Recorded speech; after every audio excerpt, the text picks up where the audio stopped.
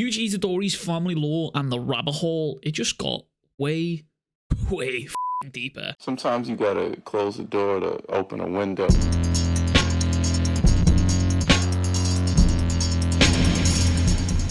Over the past couple of days, I've been dropping videos based on Yuji, his potential, his connections to Kenjaku, Sukuna, maybe even Tengen, and just Yuji in general. And well, JJK 257 has arrived, and it has given us an even bigger rabbit hole to go down, and that is the rabbit hole that is Yuji Itadori's family tree. And not only that, but also his Cas Technique. Only this is also an official Cas Technique in writing. I've been saying now for a hot minute that I need that official good. I need it. I ain't believing shit until I see the narrator give us it on a silver fucking platter. Well, 257, yeah, that shit delivered. And you can deliver me a Cas energy buff as well as a PP energy buff. Buff. I'm keeping it. Anyway, click subscribe. Also, every like button hits one more black flash on Sukuna. You know this rule. Anyway, 257 was incredible, but the juice and the meat and potatoes of this chapter pretty much happens within the first couple of pages. Well, at least for me anyway. The rest is essentially Yuji just beating the piss out of Sukuna, which...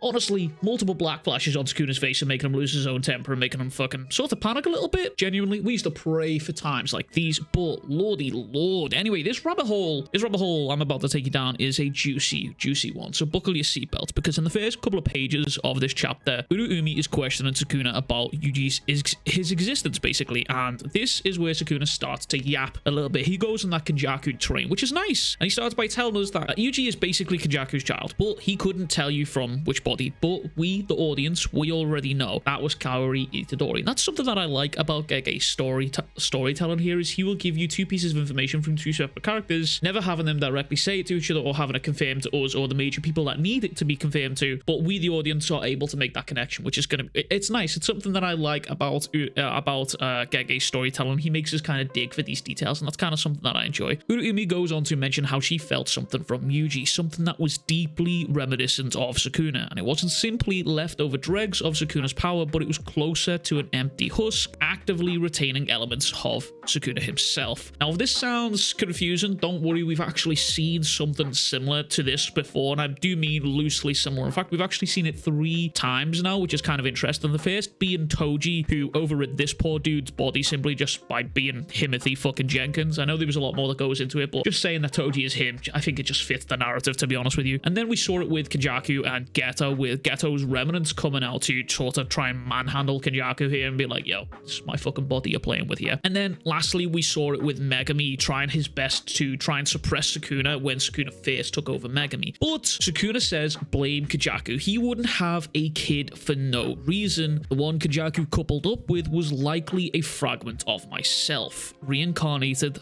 Our souls are the same, which is where Sukuna finally confirms a massive bombshell that we've all been suspecting, and it's slightly different though. But Sukuna, he was to be a twin, and that twin was none other than Jin Itadori, which again we'll circle back around to in a second here. But Sukuna carries on by saying how he was forced by his own mother's blight. He consumed a fragment of himself while on the brink of starvation, and his twin soul bounced around aimlessly until it eventually fell into Kenjaku's hands. And this, ladies and gentlemen, is where I'm going to take you down the rabbit hole. The rabbit hole that is Jujutsu Kaisen. It goes further. It goes way fucking deeper. Now, we have an official confirmation that Yuji's dad was the twin of Sukuna, which essentially makes Kenjaku Sukuna's brother-in-law, sister-in-law, I don't know. Anyway, it also makes Sukuna Yuji's uncle. So Sukuna's like the weird physically abusive uncle in the family. He's the one that you don't invite to the parties. Anyway, let me cast your minds back to quite possibly one of the most underrated arcs within Jujutsu Kaisen, and that is the Zenin Extermination arc. It's a miniature arc, or what they would like to call as perfect preparation.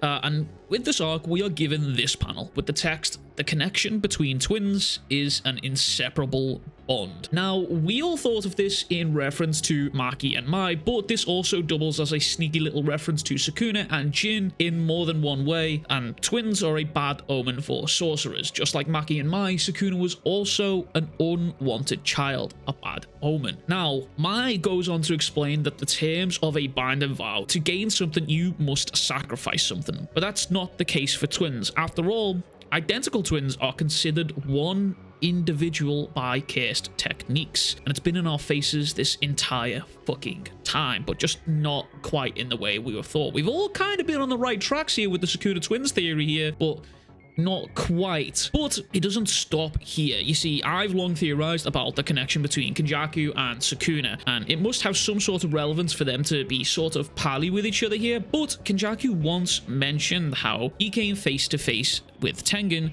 how Tengen looks like Sukuna, and we're given this direct panel of Sukuna and Tengen in comparison. Now, we know for a fact that Tengen has been around for a very, very long time, and in fact, we even know that Tengen was once a woman in this volume extra art that JJK give us of Tengen's original human form. Now, Tengen and Tengen's Cas Technique is, in fact, immortality.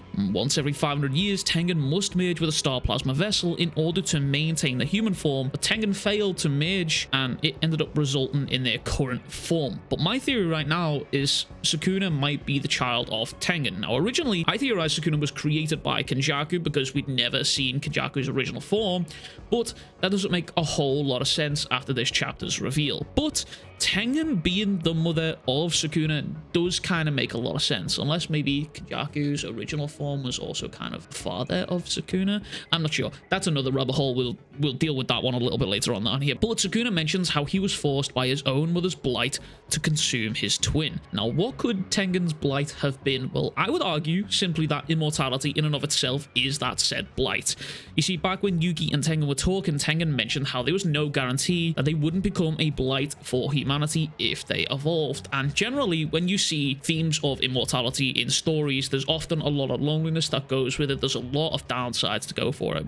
Most recent examples my mind goes to right now is Invincible TV series, or even the comic series, with the Immortal himself struggling with his feelings of dying, being around for so fucking long, dying multiple times, and just everyone else dying around him. It's a struggle. It is, because being immortal just fucking suck. But Tengen was concerned for a reason here, and I'd also argue that if Tengen is immortal, then they'd also have no need for food, which could also be the reason Sukuna found themselves starving in the womb here. Again, this is all very, very crackpot theory, but all of this all leads us to the current day situation, which is Yuji, who now sits on the precipice of possible power that is worthy of contending with Sukuna himself. As it's confirmed within this chapter now, Yuji has 2 Cas Techniques, which is insane. Number 1, blood manipulation. This was the result of absorbing the powers of his brothers, the Cas Twin Death Patons, numbers 4 throughout 9, which again fits into my Jujutsu Kaisen is a cycle theory. Yuji eating his brothers in their fetus womb forms here kind of mirrors Sukuna doing the exact same thing